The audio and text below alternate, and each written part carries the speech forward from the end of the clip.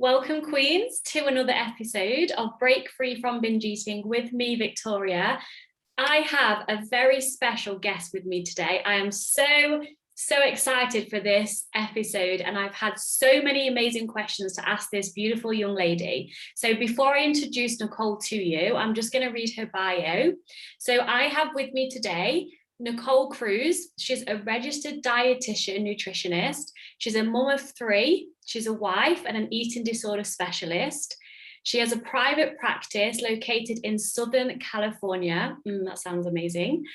And she's devoted to helping others reclaim their joy and find food freedom. She works with clients from all walks of life all over the world to transform their relationship with food by practicing from an intuitive eating perspective and a non-diet approach. As a mum herself, Nicole's passion is to support parents in fostering a healthy relationship with food for their children. She has a great private Facebook group called Joyful Eating for Your Family. The links will be below. And she offers virtual nutrition coaching programs to parents. Nicole is dedicated to transforming the way we view nutrition in order to live more full and balanced lives at peace with food. So without further ado, welcome to the podcast, Nicole. Thank you for being here. Thank you so much for having me. I'm thrilled to be here and get to chat with you. It's amazing. I'm so grateful. And I have so many questions. I'm going to dive in with a personal question from me, if that's okay. Absolutely. So first and foremost, I'm really curious, Nicole, how did you get into helping families and children per se with their nutrition? How did that take you there? Yeah, well, as you said, in my bio that I have always worked with eating disorders. And so I actually recovered from an eating disorder myself and then built my practice around helping others in their eating disorder recovery as well. And I had been doing that for, I don't know, it must have been, 5-7 years or something. And that's when I had my first child myself. And I just found that as I was circling around with other moms, when I was in the preschool with moms and dads, just interacting with my own friends, I was really noticing how much food was coming up all the time as a stressor in terms of being concerned about what their child was eating. What do I feed them? I was even, sitting at a mommy and me type of class, and we'd have someone come in and talk about nutrition. And so I was just getting all this information that was always around.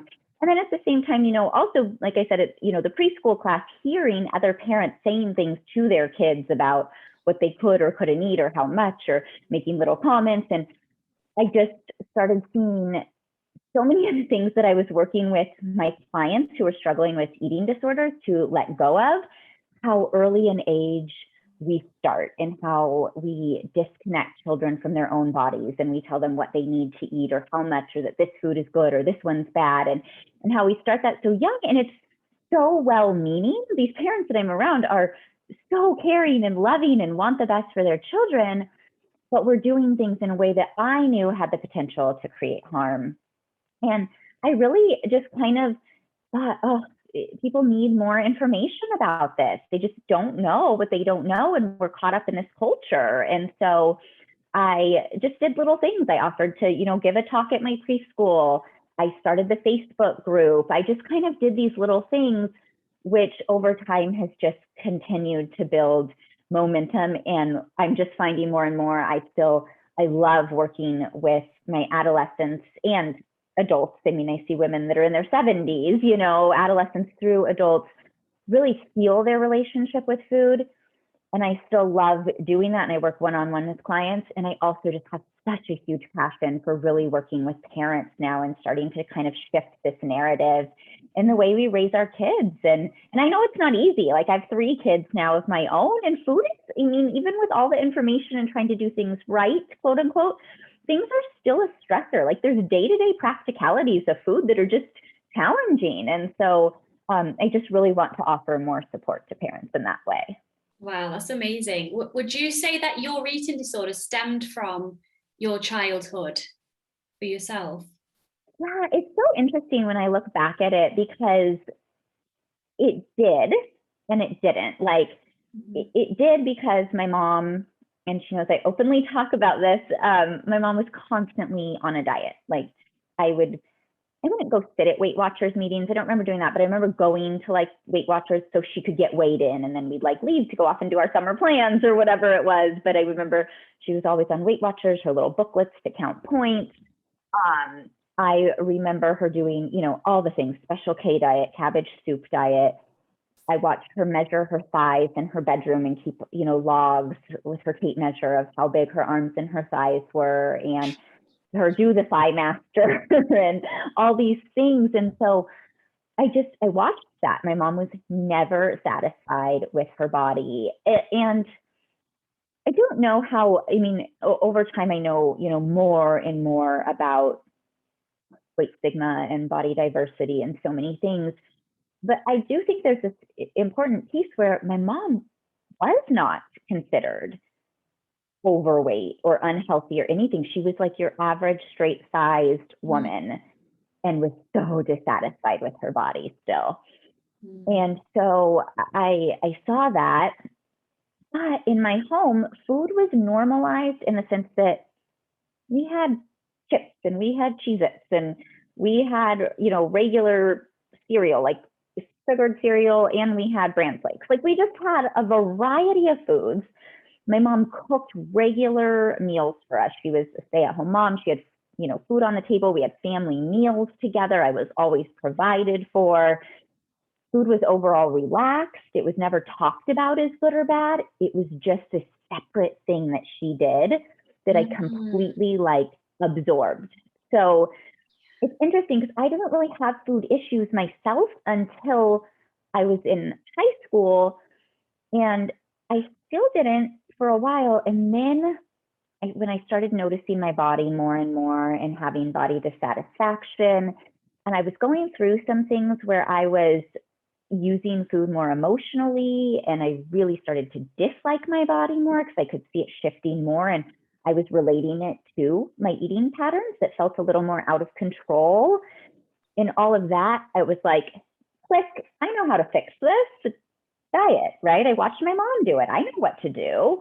And so it was that sort of dynamic, that food wasn't made to feel like this horrible thing. It wasn't put on me in that way, but I just absorbed it all. And then when the time was right, knew how to handle it.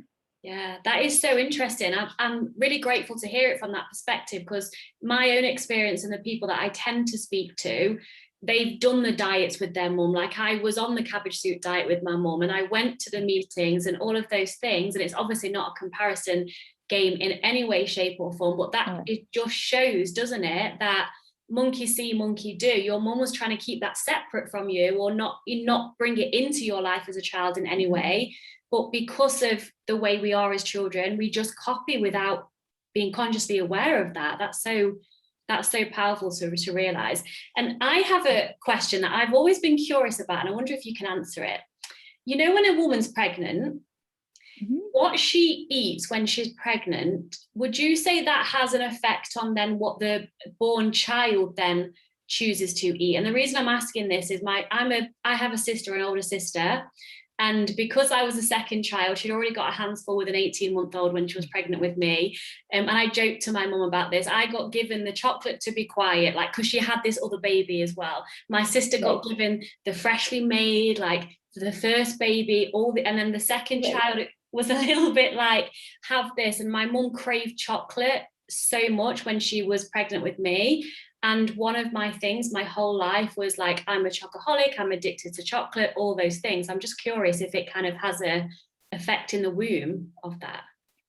I don't know for sure. I've heard anecdotally people say things similar to what you're saying, or something funny. They'll just say like, oh my gosh, my mom says, she always ate donuts or pickles and I love them, or whatever it is. And so I've heard those things anecdotally. I know we're looking at the research in terms of things like gluten and dairy, and what if, the mother is eating or isn't eating those things, and does it affect, the child? And so I don't know if there's strong research on specific foods in that way, but I've heard things like you're talking about from other people as well. So it's interesting, you know, but I don't know if there's a strong like research connection to it or not. Yeah, it is really interesting.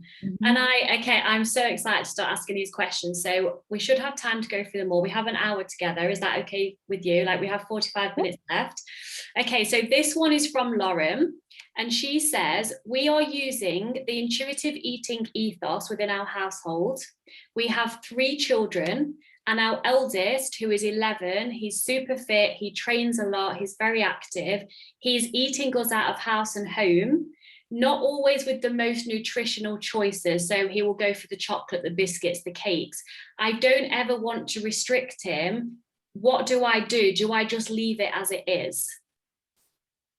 So, especially around 11. So I follow the approach called the division of responsibility. I guess this is an important little kind of background to this question is the division of responsibility really designates who's in charge of what. So parents are in charge of the what, when, and where that food happens, and children get to show up. And from that point, when parents provide the food, they get to decide how much of this do I want to eat? Do I want to eat it at all? From what the parents make available. So it doesn't mean that your entire home has to be available at that moment. You get to decide, what am I offering at this meal? What am I offering at this snack? And then your child shows up and gets to decide from there. And the real point of that is there's lots of nuances, and this is a very well research based approach. But part of that is that children don't have the cognitive ability when they're younger to think through, what would a balanced meal look like? Do I have protein? Do I have carbs? Do I have fat? Is this not even just balanced? Is this going to be satisfying? Is this going to hold me over? So parents are in charge of deciding that, right? Parents also can think, do I want to put out the bread, or am I using that for another meal later this week? Like, they have the ability to think that, where children are a bit more impulsive. They're going to see something, they're going to want it, right? So parents can take over the role, which fits into their responsibility of providing the food. And then children still get to listen to their body. How hungry am I? How full am I? What do I want, right? So we have this designation between parents and adults. Now, the whole idea of the division of responsibility, this approach in philosophy to feeding, is that as children get older, they start to slowly take on that responsibility, so that by the time they are adults, they are fully feeding themselves. We're not doing that until they're 17, 18 years old, and then we're saying, now go out, right? We're like, okay, so now maybe they start taking over their snacks around the time that they're 10 or 11, but we're still providing dinner and breakfast every night. Maybe they're doing snacks and lunch, and then, so it kind of, and it depends on the family dynamics and so many things, but that they're slowly starting to take on that responsibility. So around 11, the recommendation would be that your child is starting to take on more of those responsibilities, at least to some degree. However, in an ideal world, you're still providing some structure, so that you know that maybe it's lunch and dinner, maybe it's just dinner at this point. It depends on the family and everything, that you're still providing that, solid meal in the evenings, or one in the morning, one in the evening. You're still purchasing the food and, offering these things. So on one hand, it's up to your child at this point for some of those things to make those decisions. With that said, around this age, though, we also can start to help children understand in a non-shame-based way how something might help fuel their body to hold them over. So if you notice your child is always choosing those things, you might let them know that, something that includes a little bit of protein might be helpful to keep you satisfied for a bit longer. And you might even sit down and make a list together of proteins that you enjoy, or snack options that will be filling and satisfying. Once you do that, you're helping them, right? You're supporting them in understanding and making these choices. You're setting them up. But when they go to make the choice, if they decide, I am only going for the biscuits, even though you've supported them in this, you're letting them just go for the biscuits. You're not going to step in and say, oh, no, you have to have the protein. Your snack has to have this. So you're still allowing them to make those choices, to decide what they want, but you can start to provide some support around it to help them understand, again, not in a good, bad way, just this might help fuel your body. This might help hold you over and make you more satisfied. Oh yeah, I absolutely love that. So it's having the allowance there with a variety of food. So of course, if the only thing for them to choose from is cakes, biscuits, chocolates, then obviously that's what they're going to choose. If they have different things as well as, not instead of, as well as to choose from, then they get to choose that way. I love that. Yeah. Thank you for that. Oh, you're welcome. I was just going to briefly say, based on what you said, even at this age, if there's a specific pattern, you could even put out a little platter for your child at 11. Like you could just on the table put out a few options, you know, that they might take so they really see it right there. Maybe there's some fresh cut fruit, some biscuits, and some cheese sticks or some peanut butter to go on the apples or whatever it might be. But you could even set those things out just to help make it more available as well. Especially, and this is me being slightly funny and sexist, especially with boys, with men, they just want the easiest thing. Whereas my fiance, it's so funny, like he buys these posh cheeses because he loves cheese, and because he has to physically take a board and a knife and cut the cheese up, he literally doesn't have them. Whereas if I cut them up ready for him, he sounds like my child is not, and I put them in a container, he will happily enjoy them because he's not had to do anything with it. Yep. 100%. That's worth knowing as well. Okay, great. So Emma says, how can I get my 12-year-old to eat more fruit and veg when she just wants fast food, for example, chicken nuggets, pizza, noodles, etc.? How do I do this without making it an issue? She sticks to what she likes and she's very reluctant to try new things. So again, it's a little bit tricky because we don't want to force or pressure or require them to try any specific foods. So again, making food available is something that's helpful. Sometimes, like you were just saying, you know, still teenagers are similar to that. They just want to grab whatever's quick and easy. At 12, again, this is an age where you might be talking a little bit about that, you know, and I don't know if there's any like physical issues, but sometimes if our child is not going to the bathroom as well because they're not eating any fruits or vegetables, or they're having something that maybe they get a tummy ache sometimes or something's occurring, we can also utilize that information to help them get more variety. Like, I think what might be helpful for this is X, Y, and Z.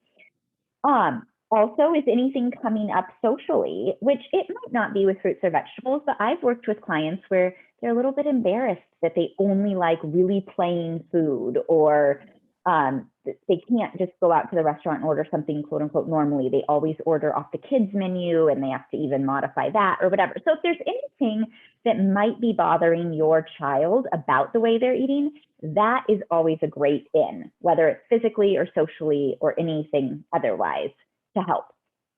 That might not be happening though. So then, you know, that's just one avenue to try to help. The other, like I said, is making food more available.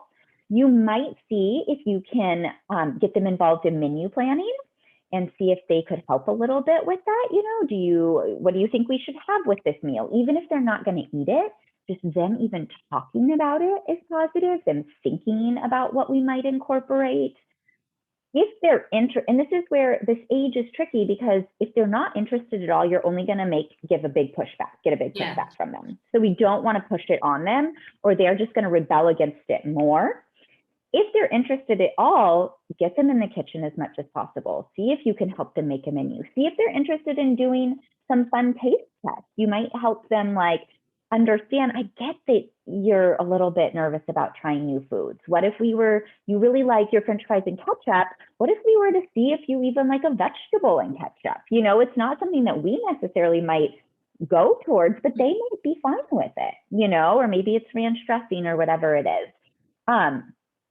So I just think those are some things to kind of consider, but we definitely don't want to push against it. Also, there is the intuitive eating workbook for teens. So if they are becoming kind of more selective and not wanting to branch out, or they're noticing things about their body or the way they eat, that can be a good one. The other one that's good, if they're becoming more and more selective, which it sounds like this might be more of that way, is I don't know why I'm blanking on the exact title, but it's helping it's picky eating for teens and adults.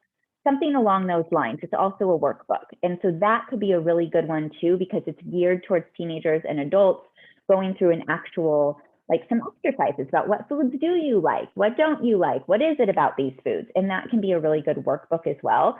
I can send you the information. I don't know why I'm blanking, but there's a book for younger or for adults about younger kids called How to Help Your Child with Extreme Picky Eating by Katya Rowell. And then she has the teen workbook that goes with that as well. And for some reason, I'm just blanking on the exact title of it, but it's along those lines. So that could be helpful too.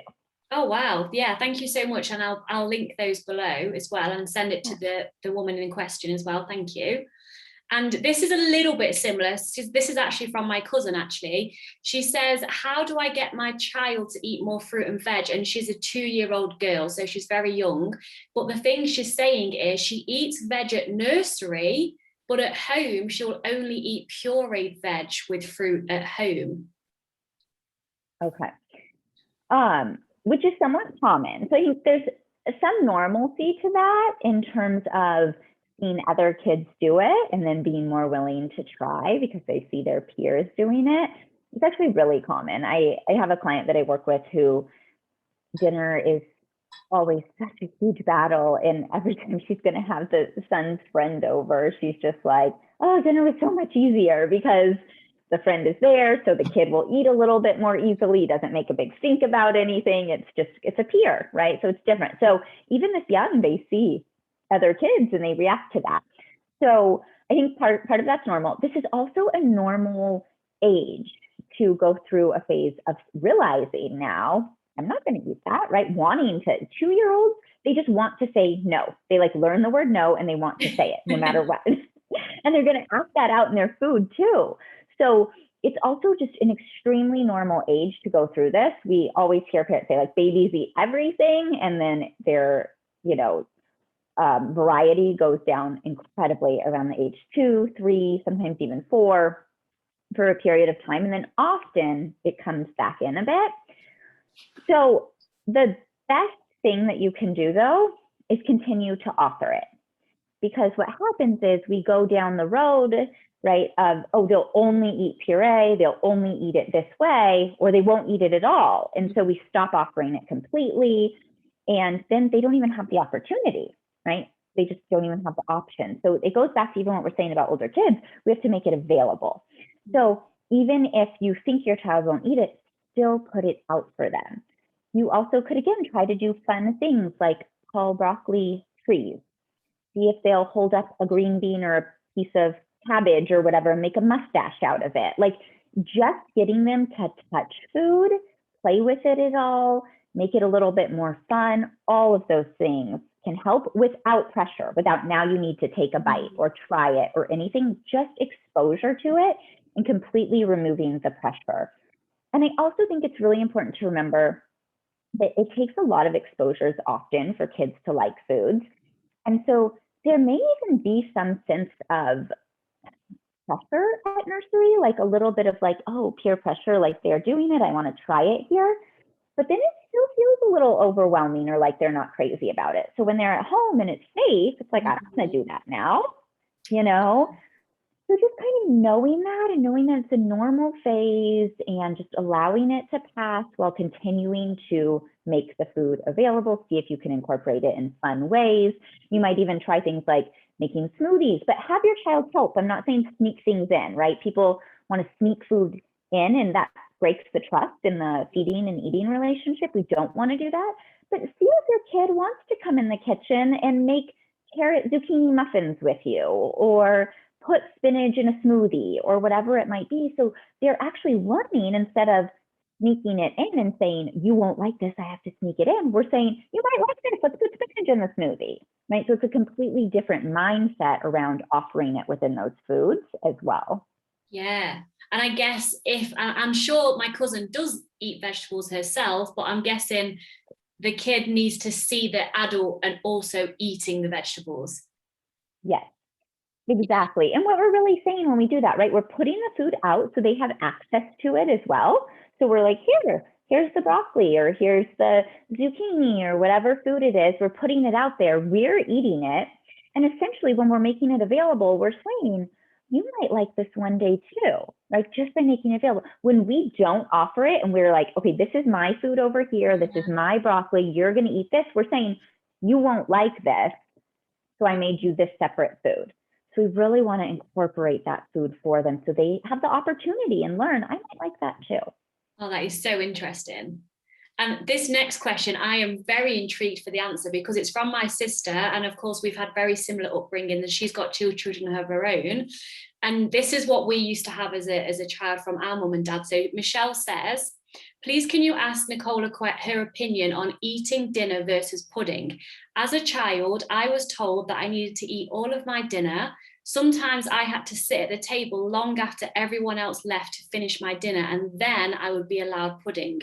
I know there's conflicting information on this and it doesn't promote intuitive eating, but I don't want my kids to just fill up on sweet stuff. At the moment, I currently say, you don't have to eat all of your dinner. You can finish if you're full, but then you're not allowed anything sweet after. Am I doing the right thing?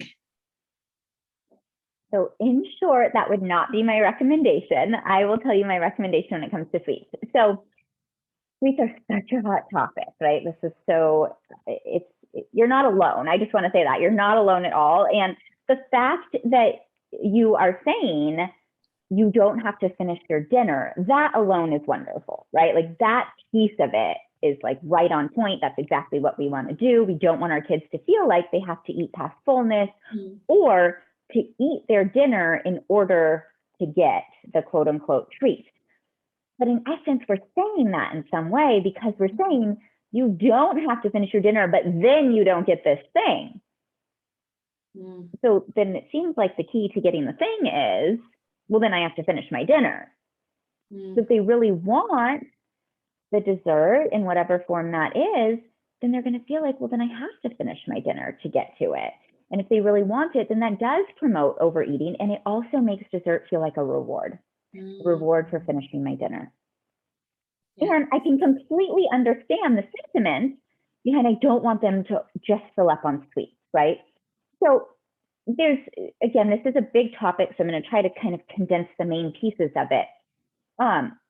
One is that kids are intuitive eaters, and I think that's important to remember that they're built in with that mechanism. So when enough food and variety of food is available, they likely won't just finish the sweet or keep filling up on it. They might want it first, or they might have a little bit of it, but then they'll also eat some other variety.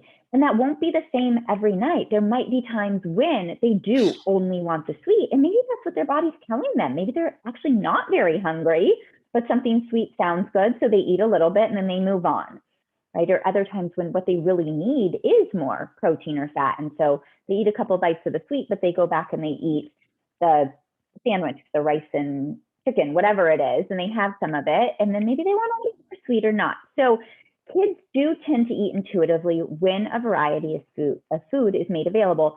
And here's the big piece though, and we don't interfere. So oftentimes we interfere by saying, you need to have 2 more bites of this, or you've had enough sweets for the day or for the week or whatever it is, and so we don't offer it. But when we just keep making it available, they tend to balance out their intake over time, more like the course of a week, as opposed to, sorry, I don't know what's going on, as opposed to every single meal. So I think that's just something to like the foundation to keep in mind, that even if they do just eat one sweet at one meal and they don't eat anything else, in the scheme of things, is that really a big deal if we're looking at all of these other eating opportunities for an entire week and all the other food they do eat, right? So my recommendation when it comes to this is I follow, again, the Division of Responsibility by Ellen Satter, and she recommends putting the sweets out when you're serving them. You don't have to serve them at every meal or snack, but serving them at the exact same time that you put the rest of the food on the table. So now we're making all food feel equal instead of this thing is what I'm supposed to eat, what I have to eat, and dessert is a special reward. And we're making also dessert in a way feel like it's such a mixed message, right? It's like it's kind of a bad thing. We shouldn't really have it if we don't eat this, yet it's also super special in this treat. Like it has this like weird energy around all of it, by the way, when we do that. So if you put the dessert out at the exact same time now, we're making all the food feel like it's on a more even playing field. that the dessert is just the same as the apples or the rice or the chicken or whatever the other food is. And we know that it's not nutritionally. We know that all food has different nutritional value, but we still don't want it to emotionally feel different. So we want it to feel the same. And just another piece, which Victoria, I know that you probably, talk about too in terms of just intuitive eating and for kids, but for adults as well, but it's recognizing too that all food does have some nutritional value. It's just different.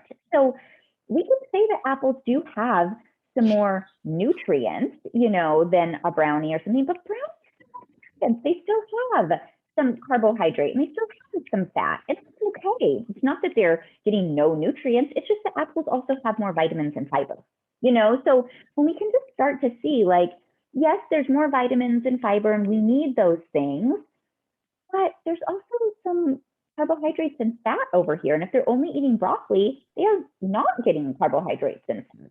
And they need those too. So when we can just kind of start to even ourselves see that, it can help with our own anxiety around the different foods a little bit when we're offering them. So I just think that's kind of a caveat, but a piece to it.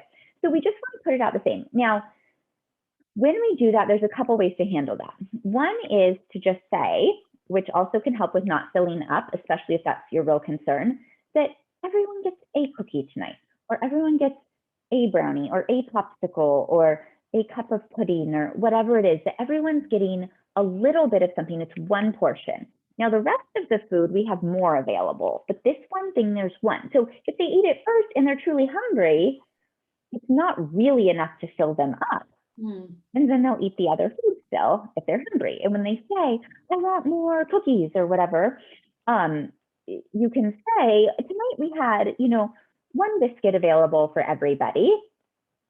And if you're still hungry, we still have X, Y, and Z for you to eat. And we'll have more cookies again tomorrow. So we can just let them know.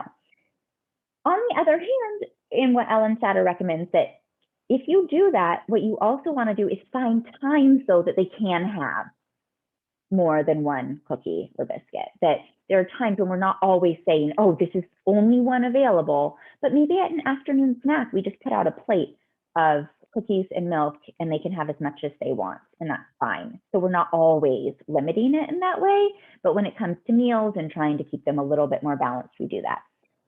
Some parents are like, nope, when I put them out, they can have as much as they want as well within meals, because what they find is the more permission their child has to have them, the less interested they become in them. So I don't have a strong, like, you have to do it one way or the other. I think it depends on the family and your comfort level into how you handle that. But if you are only having one, available at the meals, I strongly recommend you find other times to give them the opportunity to eat more and learn to self-regulate instead of it always feeling still like it's just one. Yeah, that is so, so helpful for me as well. And it's so funny that obviously I work with adults, mainly women, and a lot of the principles that you're sharing now, we're not teaching ourselves because we were born intuitive eating. We're reminding ourselves that number one is allowance always. And then you can kind of make a choice on what you actually want. But the second you say to yourself, shouldn't really have that, is bad, or that's a treat, then you know what happens then. And we're then in the diet binge cycle. That is so, so helpful. Thank you. Yeah. Okay, so the next one is from Kim. It's quite short and sweet. She says, we have the conversation a lot at home, and it says the children say, I'm finished now, what can I have for pudding? Is it always okay to have pudding? I guess you've answered that kind of really already throughout so it is okay. Yeah, and I would take that away even. And that's why I say just offer it at the same time, because then this is also helpful for us as parents, because then we're not in our heads going, should I offer if they didn't eat? I don't know. Like, we aren't as tempted to say, take 2 more bites, or you need to eat more, or, oh, they didn't. Just put it out at the same time. It takes all of that away. Yeah, and I'm noticing something that's going on in my head whilst you're talking. So I'm English, obviously, from my accent, but I live in the Netherlands, and my past history with eating and the family dynamic with food is very, very different to my fiance's Dutch family. They've got young children and they do exactly what you're suggesting. Every mealtime, they literally have different things like grapes, cheese, chocolate. And it's so curious to see that the little children, they take a bit of everything, including the broccoli, including they're obsessed with fruit more so than the chocolate. And I found that really, really interesting, because that's something I've never seen before. So that just shows. It does. And it's probably just the way that they've grown up, you know, to just, it's all included like that. And I think you bring up an important point, though, because if parents are new to this model and they're starting to shift, they might find that when they first allow more, their children are more, what? You mean we can have our dessert and we don't have to? And so they're going to feel more obsessive around it, just like any of us that are relearning and healing our relationship with food often go through that permission phase initially, and it does feel like we want those foods more. That's really normal. So it doesn't mean your child's obsessed with that food and it's never going to calm down and that's all they're ever going to eat. And they'll actually probably relearn it a lot quicker than you will as an adult. But it's a normal thing if you've been withholding it or making it feel like it's on a pedestal or doing anything like that, that they will need to go through that phase. And they might be testing too. Can I really just eat my dessert? So we have to allow that to happen and that phase to happen. And that's why I say it's just interesting, because these kids probably, you know, have learned this from very young. And so it's super normal to them to just pick what they want. And they know chocolate's coming again and again and again. And it's not a big deal, you know? Yeah. Oh, I'm just so excited to get this out. The next one is by Claire, and before I read this to you, I have fed back to Claire, she's my friend, about the language she uses. So I'm just going to, just FYI before I go into this. So Claire says, I personally just let the kids have chocolate in moderation because as a child, it was treated as a treat. And now I'm an adult, I want it all the time and I binge eat when I'm fed up. I have taken it that my children are allowed to eat what they want when they want, and this seems to work. They eat fruit and veg, but they eat the naughty things too. Is this the right way to go about it? So that it sounds like it is, right? That we're actually allowing variety. We're allowing them to eat a bunch of different foods. And when we say, you know, all the different terms that we can to label foods like sugar or chips or whatever it is that we call them, bad or naughty or junk or all of these things, inherently then we're giving them more energy. We're making them feel bad. So I think, yes, this is the right approach, is to provide a variety and let your child eat what they want. And I don't know what kind of language she's using in her home, but to be really mindful of not labeling foods. Just call it what it is. Do you want some chips? Do you want some biscuits? Do you want some pudding? You know, whatever you're providing, but that we just label it what it is, and that we're careful to not say, oh, you've had too much junk today or too much of this. You need to choose something here. And that's where too, having some structure around food, like that division of responsibility, the what, when, and where, can really help, because we're just making food available. So if they're saying, I want chips and I want this, and you're thinking, meals and snacks day we've had chips, I'm going to offer something different now. You can let them know, you know, I'm in charge of variety. I'm going to put out some other food today. We'll have more chips again tomorrow. But we don't have to get into, you've had enough of that. Nope, it's bad. Just, you know, I'm going to aim for some more variety. I'm going to put out this other food right now. Let them come choose if they want to eat or not. And if they decide, nope, I don't want to eat it, I only want, okay, you don't have to eat them. So, so I think it sounds like allowing that variety is perfect and it's what we want. And then we just want to be mindful of the language we're using around it. Yeah. It's the kind of the theme of this call, isn't it, so far, is that magic word allowance and variety. Yeah.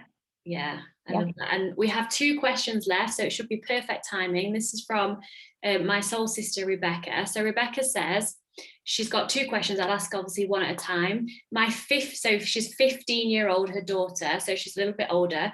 My 15-year-old daughter has put a lot of weight on with COVID and being at home a lot.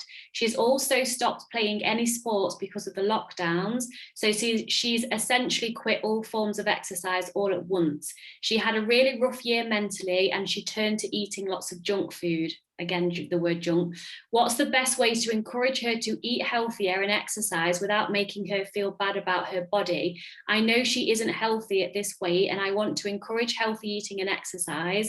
I developed my own eating disorder at her age, so I'm afraid to say and do the wrong thing, so I haven't pushed the issue at all, and I feel stuck. Yeah, it's hard to watch our kids like that, you know, and feel like we want something better for them, something different for them. And I think there's so many pieces to this question. So I think, you know, something that we don't have a ton of time to go into is one, really separating weight and health. I think that's a big piece to start with. And that doesn't mean that your daughter, you know, is healthy at this weight. I'm not trying to say like, nope, that's not a factor. It's not that. It's just that people eat all different weights and have different habits that promote health. So what we really want to step back and look at is the habits, which I know is part of this conversation too, but completely separate that from weight. So for instance, if your child was eating still the same and exercising still the same and gained this weight anyways, the body doing what it needs to do, and they're perfectly healthy and fine. So we just kind of need to separate out those two things and say, okay, these habits that, you know, she's been engaging in with COVID and the lockdown, which are totally normal, trying to find comfort in food and potentially even experiencing some sadness and depression, you know, with the isolation and shutdown and everything. But that's normal too, you know? So one, I think it's just important to separate out those two things. And if you're interested, there's resources on this. You know, Dr. Lindo Bacon, she has a bunch of resources, including her book, Body Respect and Health at Every Size. And you can just search her website for info on weight and health. And Christy Harrison has a great book, Anti-Diet, that talks all about weight and health and then leads into intuitive eating. And it's brilliantly written and just like fun to read, even though it's so, it's like research woven into her story, and it's lovely. So I highly recommend checking out those resources to just learn a bit more as well. So with that said, I think it is taking a step back and looking at all the pieces. Another piece here is puberty and recognizing that girls at this age are supposed to gain a significant amount of weight. And yes, I understand it may be compounded by the pandemic, and part of it might just be natural weight gain that is supposed to occur as well. And sometimes it's startling as parents to see how much weight it actually is, because it might be 20 to 30 pounds that is just natural weight gain during this phase. So that's really something to remember as well, that we don't want to go against what her body is doing. And if there are habits that are coming into play with the pandemic, we want to be thoughtful about what's under those, not just the habits, but what is going on for her that she might need support around. And this is a hard time. And if she's found some comfort in food, okay, like she's finding a way to get through this time that's been hard. And it might naturally just shift as things continue to open back up. There might be more engagement in activities. There might be, you know, just her not using food as much because she's up and about and doing things and not sitting at home bored and wondering what to do with herself. So some of it might just naturally kind of work itself out anyways. What we want to be really mindful of is not telling her in any way that something is wrong with her body or that her behaviors are wrong. And it sounds like your friend is super mindful of not wanting to do that, you know? So I think part of it is also just letting it be what it is and seeing what just kind of happens with that. If she's, again, I should stop for just a second. Another thing goes back to what we started with in the beginning. Are you helping just make more foods available for her? Are you providing those meals when possible at the, dinner time? Or are you maybe offering to make her a lunch if you're around and want to, and including that fruit or vegetable that she can grab more of? We also have rules in our home. I should say this too. If somebody's eating always in front of the TV or something, we can have rules in our home about eating needs to be done at the table. Like, we can teach those habits that help us tune into our body cues and get away from that boredom without saying, you can't eat chips, you can't eat that. Just, we can shift the rules around it. Not that we're trying to say don't eat them or we're trying to prevent that, but we're trying to create more mindfulness and awareness around our behaviors. So that is absolutely fine too, that maybe we don't have screens or we only do eating at the table. So that might, be something too. With that, if the daughter is bringing this information and saying, I'm so uncomfortable with my body, I really don't like it, what we really want to do is empathize that it's been hard, like this is absolutely hard. And what I learned, a saying from Emma Wright, when I interviewed her, she has a program called Raising Confident Kids. And the saying that she taught me that I think is so powerful is just to say something along the lines of, like, it really sucks to not like your body. Like, to really just point that out and join in that without joining in, let's do something about it now, right? Like, let's change it, let's take care of it. But just like, you're not alone, and that's hard, And so to empathize with that, and then to say, like, why is it that you're uncomfortable with your body? And if they say, I feel like I've gained a lot of weight, well, we can talk about, well, why do you think that might have happened? We can talk about puberty. If they say, I feel like I'm eating all the time, say, oh, yeah, that might feel a little uncomfortable. Do you think you're hungry? Do you think it's for other reasons? And then we might be able to say, well, maybe we could read through the intuitive eating book together, or do the workbook together, or something along those lines. That, again, is encouraging this thing that it's a behavior that doesn't feel good, as opposed to trying to change the body, right? Or maybe it's activity. Activity helps boost mood. We're not saying let's do activity to change your body. We can say it might be really good to get out and get some fresh air. That helps me feel better. Would you like to go on a walk together?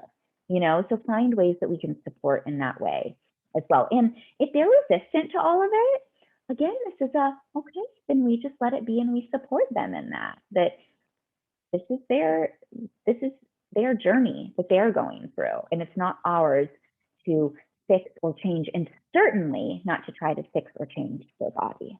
I think that's so important to mention. My anorexia was actually when I first started puberty, because my body all of a sudden changed, and it was a control thing for me as well, which it usually is, but it was the natural weight gain my body wanted to do, and I was like, absolutely not, because of all the past dieting and things, like before I was even like 10, and that's what stopped me. So that's really interesting. I've read a lot about that, like when young women go into puberty, it is natural, normal, and needed to put a lot of fat on just to be a woman.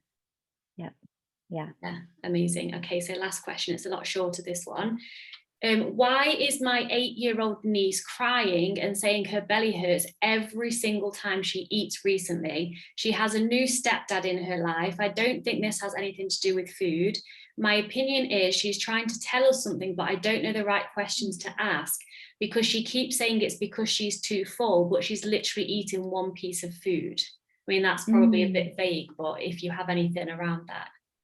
Yeah, it's so hard to know. I appreciate at least knowing, though, that it doesn't seem like it's because she's eating a lot of food, right? Because some children do that, right? It's to turn to food because there's been some restriction or deprivation in the past or current.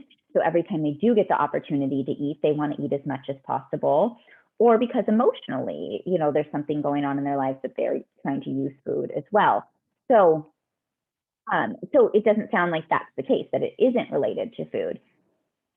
I mean, this is probably, more out of my zone because it's not so much about food, and it's probably more of a therapeutic thing. But the things that come up for me are, has that been learned in some way to say my belly hurts? Does that create some sense of a reaction from someone, or, get more attention? And I don't mean that in a bad way, but does it bring some sort of comfort or attention? Is that just been a learned thing to say because it brings in some other behavior around it, is something that comes to my mind.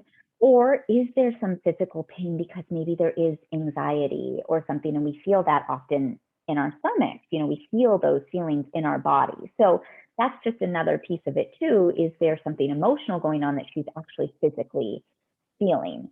And if this is continuing, you might actually, seek out the help of a child therapist to just get another opinion.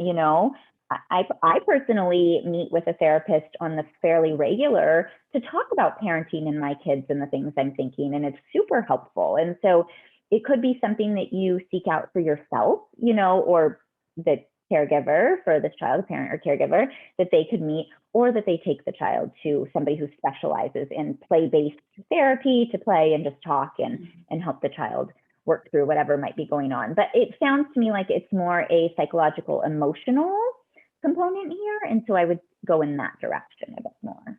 Yeah, that feels right for me as well. So thank you for your wisdom, Nicole. And I am going to link one of your blogs below. I'm going to ask you how people can work with you and all those things. But I read today a blog of yours. I think it was titled, "Is My Child Obsessed with Sugar?" It was amazing. I'm actually going to send that to all of my clients that don't even have children, just because I think so much of what you share is helpful for us adults when we're healing our own relationship with food, because it's most likely a lot of us have experienced that as a child, which is why we do what we do now. So what do you offer, Nicole, in terms of coaching and all those things, and where can people find you? Oh, thank you for asking. And I'm so glad that you found that helpful. So sugar is one of those topics I cover a lot because it is such a hot topic. So I have a few different blogs on that. I post on that on the fairly regular. And I actually have a mini course on it as well that kind of started as a small workshop that I've updated, and I'm getting ready to release again. And so that's called Making Sense of Sweets. And it's really about how to help your child stop obsessing over sugar, how to help them have a healthy relationship with sugar and sweets. And so that's a mini course that you'll be able to get soon. It's just recorded video lessons that you can watch and like a PDF, download to go with it. So I have that. I also have a larger course called Feed Your Family with Confidence that covers all sorts of different topics, including briefly, sweets and vegetables and some specific nutrition, but also a lot around our mindset. And like I was talking about the division of responsibility, we talk about how to end mealtime battles, how to show up to the table, what to actually serve, how to set up your schedule and structure in your home that makes sense for you. So lots of different components there.